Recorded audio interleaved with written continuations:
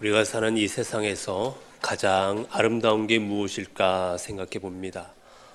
여러분의 세상에서 가장 아름다운 게 무엇이라 생각하십니까? 여러 가지가 있을 수 있겠지만 이 세상에서 가장 아름다운 것은 바로 사랑입니다. 사랑보다 아름답고 사랑보다 귀하고 사랑보다 소중한 건 사실 아무것도 없는 거예요. 우리 삶에 있어 사랑보다 우리를 더 따뜻하게 하고 우리를 웃게 만들고 우리를 기쁘게 하고 우리에게 열정을 불러일으킨 것 사랑 말고 무엇이 있겠습니까? 그래서 사랑이라는 말은 들을 때마다 우리를 설레게 합니다. 우리를 뛰게 합니다. 실은 요즘에는 어느 가수의 고백처럼 사랑이라는 말이 너무너무 흔해져 버렸지만 그럼에도 흔해졌음에도 그 사랑이라는 말을 듣게 될 때 우리의 심령은 뜨거워지고 우리의 심령은 열정으로 우리 심령은 따뜻해지는 거예요. 여러분은 어떠한 삶을 살아가십니까? 사랑으로 가득 찬 삶을 살아가고 계십니까? 사랑하는 삶으로 그렇게 살아가고 계십니까? 오늘 우리의 삶에 사랑이라는 게 소중한 이유는 사랑에는 힘이 있기 때문이에요. 사랑에는 파워, 능력이 있습니다. 목회자이면서 시인인 우리 용혜원 목사님의 시 중에 사랑의 힘이라는 시가 있습니다. 들려드리면 내용이 이렇습니다. 아무리 고통스러운 길이라도 온몸으로 받아들이고 즐거움으로 바꿀 수 있는 것은 내가 그대를 사랑하기 때문입니다. 모두가 괴로움과 고통 속에 이마에 주름살을 만들고 얼굴을 찡그릴 때 도움이 되어줄 수 있는 마음이 되고 싶습니다. 쓰러뜨리고 짓밟으려 할 때 일으켜 세워주고 힘이 되는 그런 용기를 주고 싶습니다.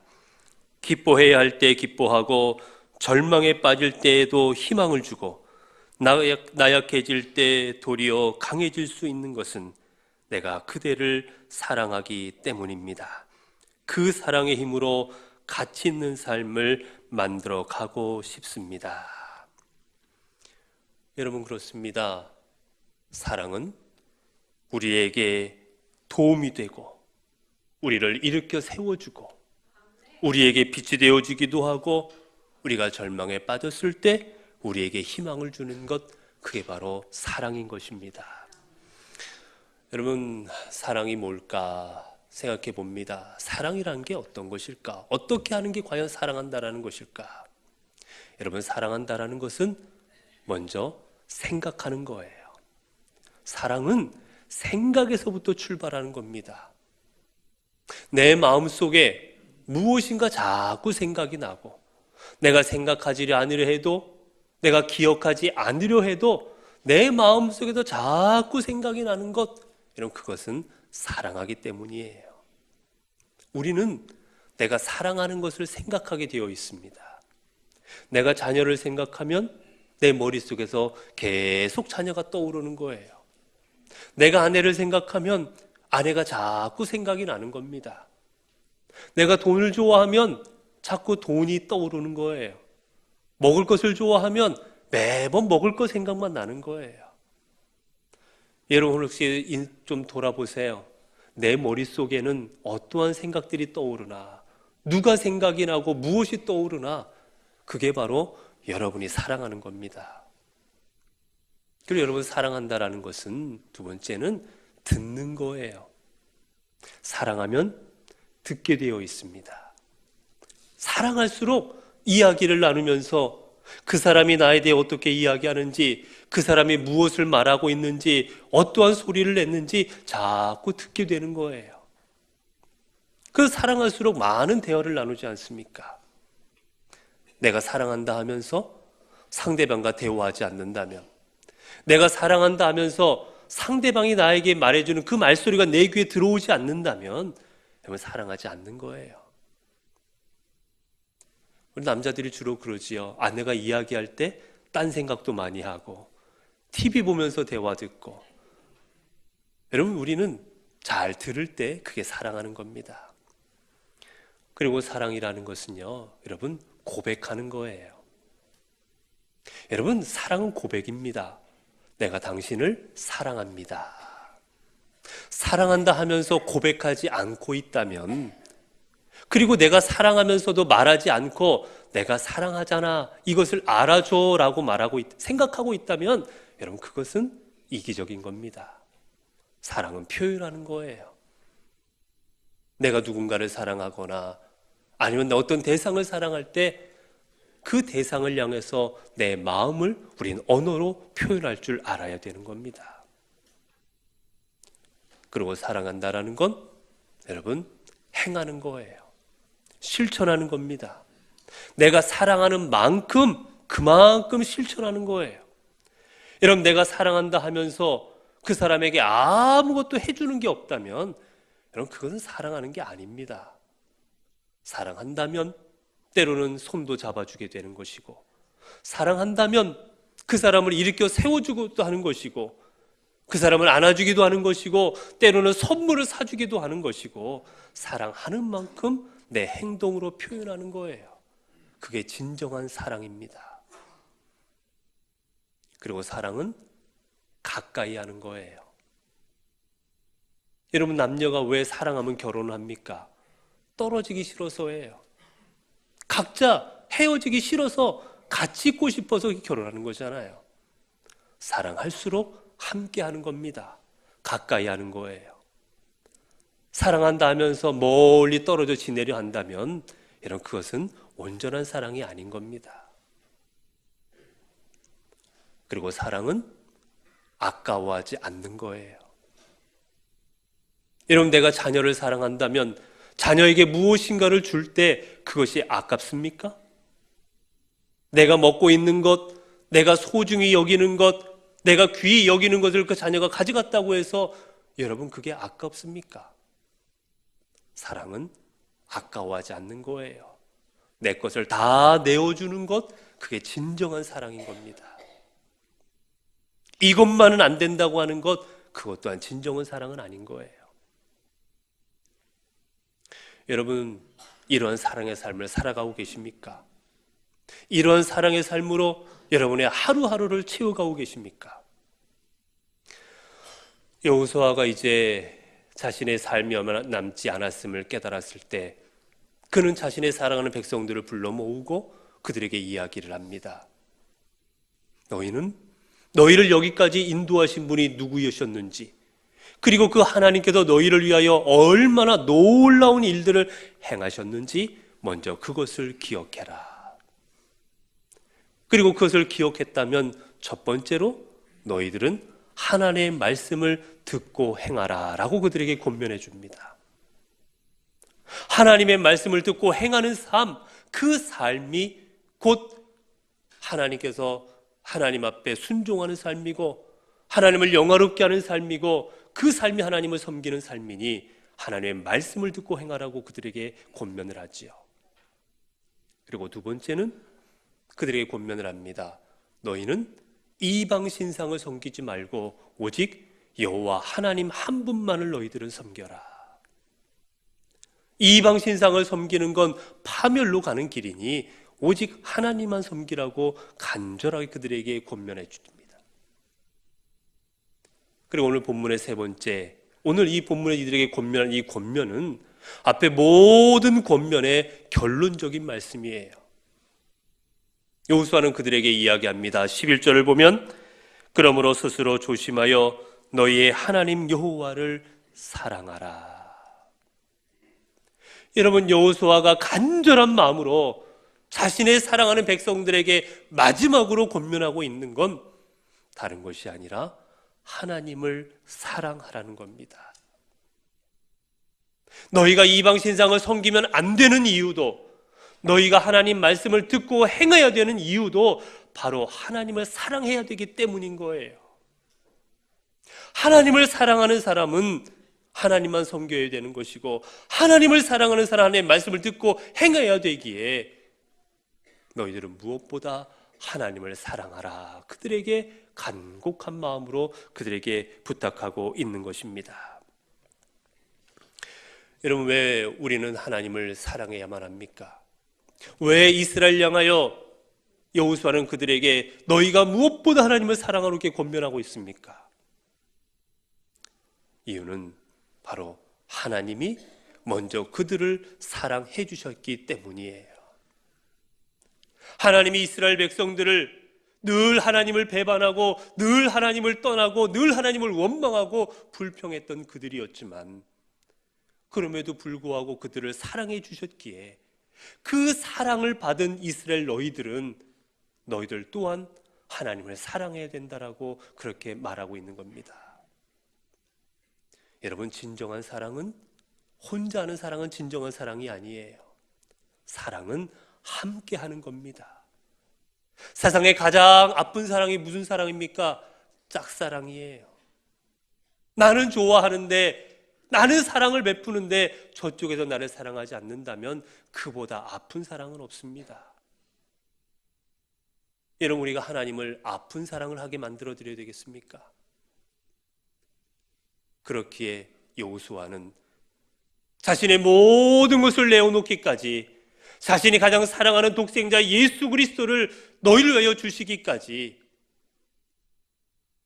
그리고 너희가 아무리 주님을 배반하고 아무리 하나님을 떠났을지라도 너희를 포기하지 아니하시고 지금까지 너희를 사랑하시는 그 하나님을 너희는 사랑하라 라고 그들에게 말하고 있습니다. 여러분, 하나님께서는 진실된 사랑으로 우리들을 사랑해 주셨습니다. 하나님은 세상의 그 어떤 사랑보다도 위대한 사랑으로 우리를 사랑해 주셨습니다. 여러분, 왜 하나님의 사랑이 위대합니까? 가장 소중한 것을 내어주셨기 때문이에요. 내 몸은 상할 수 있고 내 몸은 희생할 수 있어도 내가 가장 사랑하는 내 자녀는 희생시킬 수 없는 것이 부모의 마음인 것입니다. 그럼 우리 하나님께서는 독생자 예수 그리스도, 자신의 생명보다 더 귀하게 여기는 독생자 예수 그리스도를 우리를 위하여 처참하게 십자가에 내어 놓으시기까지 우리를 사랑해 주신 것입니다. 그 사랑을 받은 우리가, 그 무한하고 그 갚을 수 없는 사랑을 받은 우리가 그 하나님의 사랑에 보답하는 삶으로 나아가는 것, 여러분, 그것 당연한 거 아니겠습니까?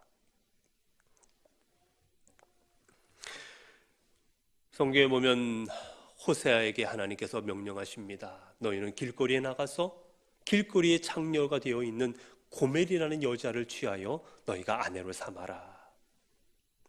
호세아는 그 말에 순종하여 고멜이라는 그 창녀된 여인을 아내로 삼습니다. 자녀까지 낳았지만 이 여인은 예전의 삶을 버리지를 못하고 다른 남자를 만나게 되고 결국은 집을 나가버립니다. 이 호세아가 어떻게 해야 되나 고민할 때 하나님 그에게 다시 말씀하십니다. 호세아야, 가서 그 여인을 다시 데려오라. 그리고 그 여인을 데려다 놓고 호세아를 통해서 그 여인에게 말씀하십니다. 내가 너만 사랑할 것이니 이제 다른 남자를 따르지 말라. 내가 너를 사랑하니 너도 이제는 나만을 사랑해라라고 여인에게 말하고 있는 것이지요. 오늘 주님께서 호세아를 통해 이렇게 말씀하게 하신 것은 다름 아닌 이스라엘을 향하여 하신 말씀이었습니다. 하나님께서는 그 민족을 누구보다도 사랑해 주셨고 하나님의 사랑하는 백성으로 만들어 주셨건만 늘 하나님을 떠나고 이방신을 섬기고 하나님 앞에 불평하고 원망하며 늘 하나님 앞에 불순종하는 모습으로 나아갔던 그 이스라엘 향하여 하나님께서는 이제는 더 이상 이방 신상들을 섬기지 말고 내가 너를 사랑하는 만큼 너도 나를 사랑해라 라고 그들에게 말씀하고 계신 거예요. 그리고 오늘 이 말씀은 오늘 이 시대를 살아가는 우리에게 주시는 말씀입니다. 내가 너희를 위하여 예수 그리스도를 내어주었건만, 내가 너희를 위하여 나의 소중한 것을 다 내어주었건만 너희가 어찌하여 나를 사랑하지 아니하느냐. 내가 너희를 사랑한 만큼 너희도 나를 사랑하라라고 우리에게 말씀하시는 겁니다.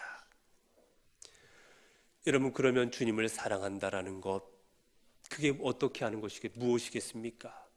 주님을 사랑한다라는 것, 어떻게 하는 것이 주님을 사랑하는 겁니까? 요한복음 15장 5절에 9절에 보면 주님께서 말씀하시지요. 아버지께서 나를 사랑하신 것 같이 나도 너희를 사랑하였으니 나의 사랑 안에 거하라.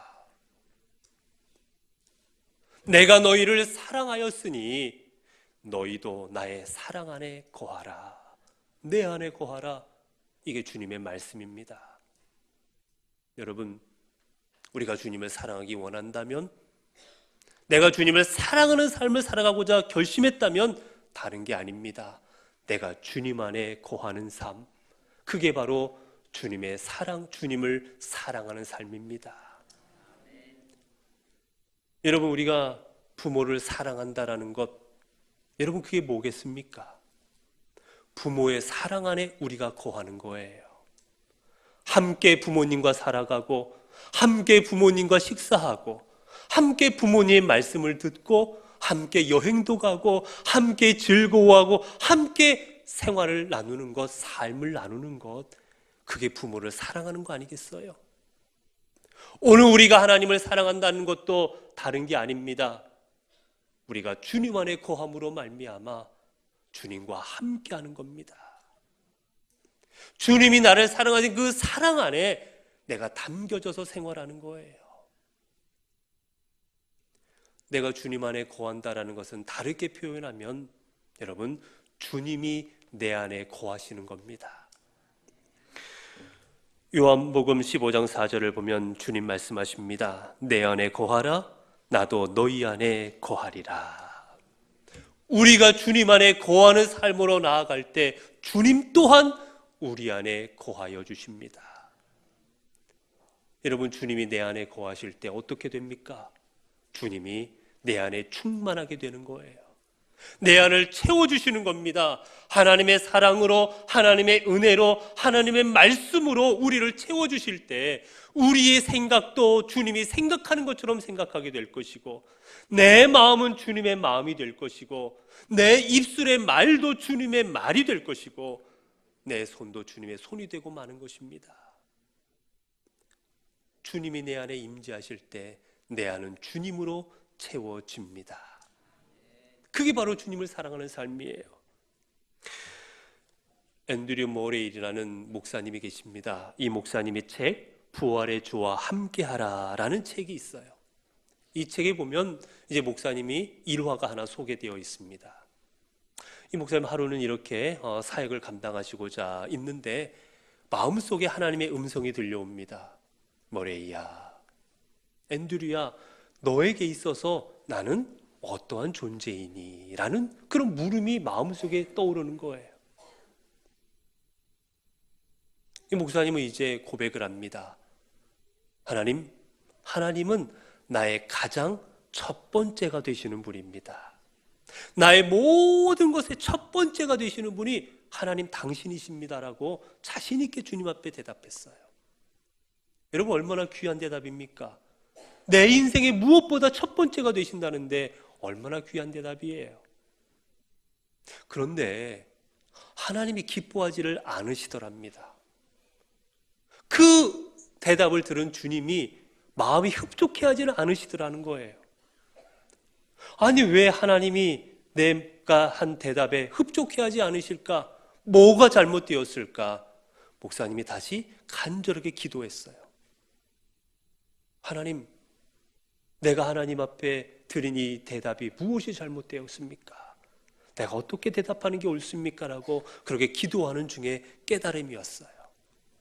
그리고 하나님 앞에 다시 대답했습니다. 아닙니다, 하나님. 하나님은 나의 첫 번째가 아니라 하나님은 나의 전부이십니다. 내 삶의 전부가 되십니다라고 그렇게 고백했더니 그때 하나님께서 기뻐하시더랍니다. 여러분, 하나님은 우리의 일부분이 아니십니다. 하나님은 우리의 전부가 되시는 하나님이십니다.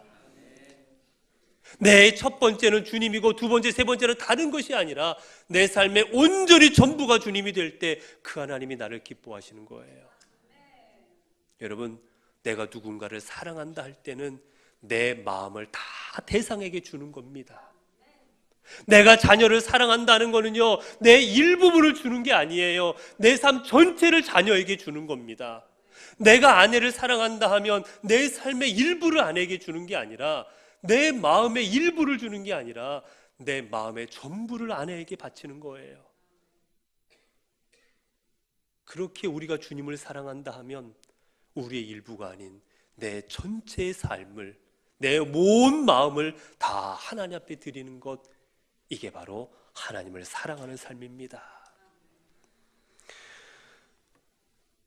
또한 우리가 하나님을 사랑한다라는 것, 그건 바로 앞서 말씀을 했던 것처럼 하나님의 말씀을 지키는 겁니다. 요한복음 14장 15절에 주님 말씀하십니다. 너희가 나를 사랑하면 나의 계명을 지키리라. 요한복음 14장 21절은 나의 계명을 지키는 자라야 나를 사랑하는 자니 나를 사랑하는 자는 내 아버지께 사랑받을 것이요 나도 그를 사랑하여 그에게 나를 나타내리라. 요한일서 5장 3절에서는 하나님을 사랑하는 것은 이것이니 우리가 그의 계명을 지키는 것이니라. 여러분, 하나님을 사랑한다라는 건 하나님의 말씀을 지키는 거예요. 어떻게 하나님을 사랑한다 하면서 하나님이 우리를 사랑하셔서 주신 말씀을 지키지 않으면서 하나님을 사랑한다 하십니까? 내가 부모를 사랑한다 하면서 부모님이 내게 주시는 말씀을 듣지 않고 내 마음대로 살아간다면 어떻게 그게 부모님을 사랑하는 거예요? 부모님을 사랑한다면 그 자녀는 부모에게 순종합니다. 부모의 말씀을 따르는 거예요. 오늘 우리가 하나님을 사랑한다 하면 나를 위하여 십자가에 달리시기까지 사랑하시면서 주셨던 그 은혜의 말씀, 나를 위하여 한 글자 한 글자 우리에게 남겨주신 그 주님의 음성의 말씀을 내가 따르는 것, 그게 진정한 사랑의 삶인 겁니다. 여러분, 하나님을 사랑한다 고백하십니까? 여러분 입술로 나는 하나님을 사랑합니다라고 그렇게 고백하며 살아가고 계십니까? 그렇다면 돌이켜보시기 바라요. 여러분의 삶을 통해 얼마나 말씀을 실천하고 살아가고 있습니까? 하루 종일 내 마음대로 살아가다가 몇 가지만 가지고 하나님 말씀에 순종하지는 않고 있습니까? 몇 가지만 가지고 하나님 말씀을 지켰다고, 밥 먹을 때 기도하고 뭐 하나님 말씀을 지켰다고, 내가 하나님 말씀을 지키고 살아가고 있습니다, 사랑합니다라고 여러분 그렇게 자신을 위로하고 있지는 않으십니까? 우리가 하나님을 사랑한다면 하나님께서 내 안에 온전히 임재하시고 주의 말씀으로 내 삶이 채워지고, 그리고 우리의 삶은 나를 채워진 하나님의 말씀으로 살아가질 때 그게 진정한 하나님을 사랑하는 삶이 될 것입니다. 여러분, 한 율법사가 주님한테 묻습니다. 하나님, 예수님, 가장 큰 계명이 무엇입니까? 그러자 율법사에게 주님이 대답해 주십니다.